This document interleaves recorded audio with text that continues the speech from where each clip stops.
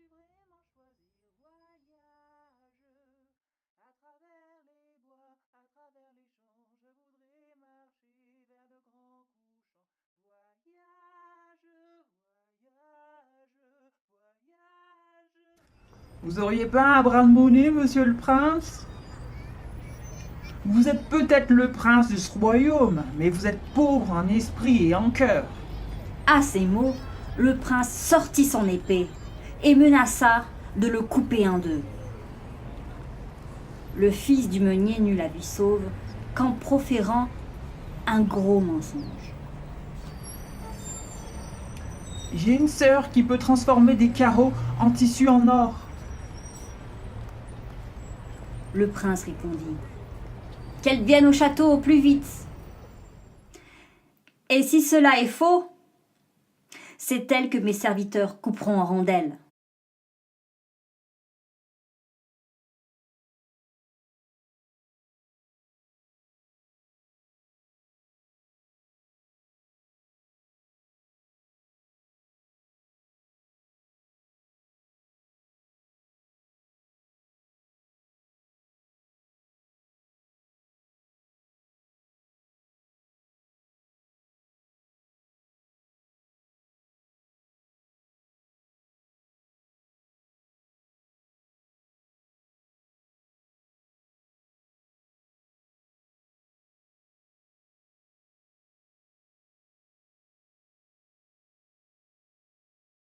Morissette reçut une lettre de son frère.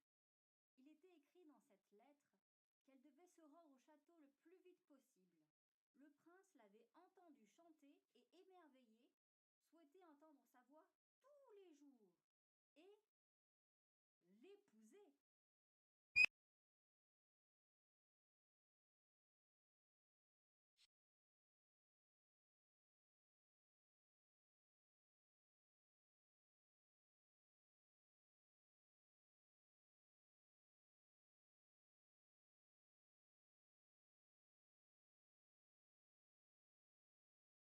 Voyage. Quand elle arriva au château, on se moqua d'elle. Le roi la conduisit dans une pièce pleine de carreaux. « Où est mon prince ?» Le roi l'attrapa fermement par le bras et la poussa dans la pièce. « Si d'ici demain, les carreaux ne sont pas transformés en tissu en or, je te tue, tu entends? Je te tue de mes mains !» Seule et désespérée, Morissette pleurait à chaudes larmes. « Je suis dans un état proche de l'Ohio, j'ai le moral à zéro. » Un lutin apparut. « Bonsoir, Morissette. Pourquoi pleurez-vous ?»« Je dois transformer ces carreaux en tissu en or, ce qui est impossible. »« Tu me donnes quoi en échange si je le fais à ta place ?»« Je te donne mon sac à main. » Marché conclu. Il attrapa les carreaux, et cric, et crac, et cric, et crac, et cric, et crac. Il transforma les carreaux en tissu en or, qu'il enroula dans une grosse bobine. Le lendemain, le roi rentra dans la pièce et fut ébahi de voir le tissu en or si scintillant. Pourtant, il en voulait encore plus. Il amena Morissette dans une pièce encore plus grande, avec encore plus de carreaux. « Je te laisse jusqu'à demain matin. » Je suis dans un état proche de l'Ohio, j'ai le moral à zéro. Le lutin apparut. « Que me donnes-tu si je transforme ces carreaux en tissu en or ?»« Je te donne mes godillots. » Le lutin s'empara des chaussures de Morissette. Et pareil que la veille, il se mit au travail. Et le lendemain, le roi était ébloui par tout cet or qui brillait. Mais le roi n'en avait jamais assez.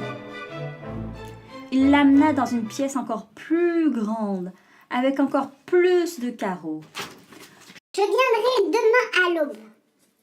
Si tu ne transformes pas ces carreaux en tissu en or, je te tue, tu entends? Je te tue. Si tu réussis, je t'épouse. »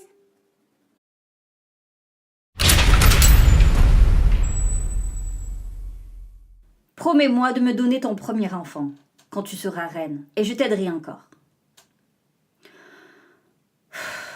souffle Morissette désespérée. Advienne que pourra. Le lendemain matin, le roi fut très content de voir tout cet or.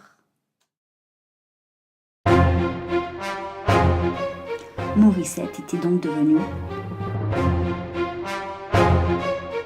reine.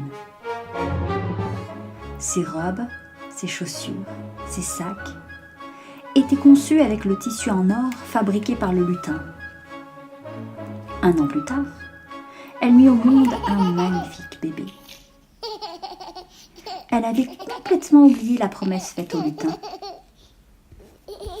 Le lutin apparut un jour dans sa chambre. Terrifiée, Morissette lui proposa tous les trésors du royaume pour qu'elle puisse garder son enfant. « Non, je préfère un être vivant à tout l'or du monde. » Morissette se mit à pleurer.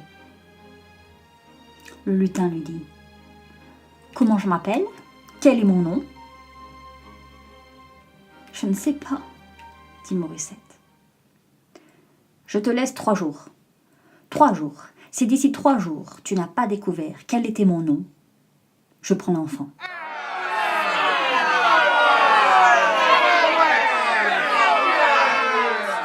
Le lendemain, jour numéro 1, le lutin arriva. Peter? Non. Jean? Non. Johan? Non. Cristobal? Non. Barnabé? Non. Elle passa la journée à énumérer tous les prénoms qu'elle connaissait. Mais le lutin disait toujours « Non, ce n'est pas mon prénom. Non, ce n'est pas mon prénom. Non, ce n'est pas mon prénom. » Jour numéro 2. Aidée de ses demoiselles d'honneur, elle cita encore d'autres noms, les plus farfelus, les plus étranges. Coussin dur, œil qui pique, tête de mouche. Non, non, non, ce n'est pas mon prénom. Alors qu'il partait, la reine demanda à son plus servant chevalier de le suivre jusqu'à sa petite maison. Il est bon que personne ne sache que je m'appelle Pelle Pelle. Qu'il est bon que personne ne sache que je m'appelle Pelle Pelle. Qu'il est bon que personne ne sache que je m'appelle Gribouillis, Gribouillat. Le chevalier s'empressa de rentrer au château. Jour numéro 3. Alors, comment je m'appelle? Félix, tu t'appelles Félix? Non, je ne m'appelle pas Félix. Tu t'appelles Copette de pomme. Non, je ne m'appelle pas Copette de pomme. Tu ne t'appellerais pas par hasard Gribouillis, Gribouillat? Le lutin se mit dans une colère terrible. Il attrapa son bras, il attrapa son pied et se déchira en deux. Il tapa si fort avec son pied que le plancher s'ouvrit et il tomba dans un trou.